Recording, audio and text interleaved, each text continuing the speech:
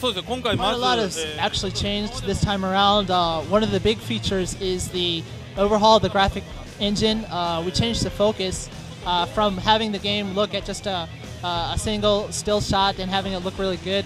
Instead of that, really just focusing on the motion and making it look the best while moving as we can. So we added the full motion body blur to the characters, in which it actually changes depending on the character's movement, and the speed of that movement determines how much blur is on their model.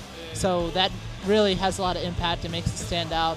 And not only that, but the stages have changed, so you can destroy walls and floors and knock your opponent through and continue a combo. In the bounce system, the new one it kind of affects that as well, and the new rage system. So there's a lot of new features this time around for Tekken 6.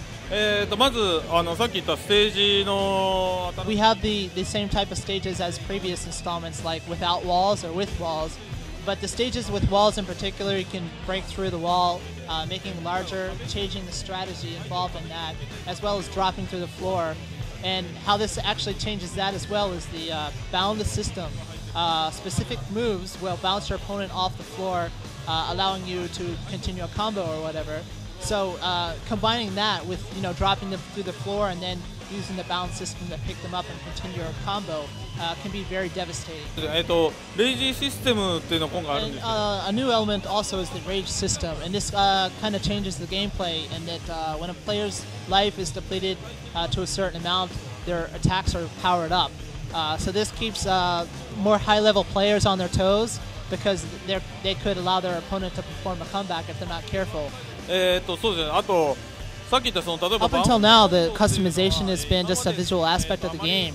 However, we've added item techniques to the game. So what this is when a player equips a specific item, it gives him the ability to perform certain techniques with various different properties. For example, a player might call forth penguins and have them attack their opponent, or you could have a shotgun and use the shotgun to do a last attack during an aerial juggle or so. So these are just to add spice to the gameplay. None of them have enough attack power to really change the balance of the game.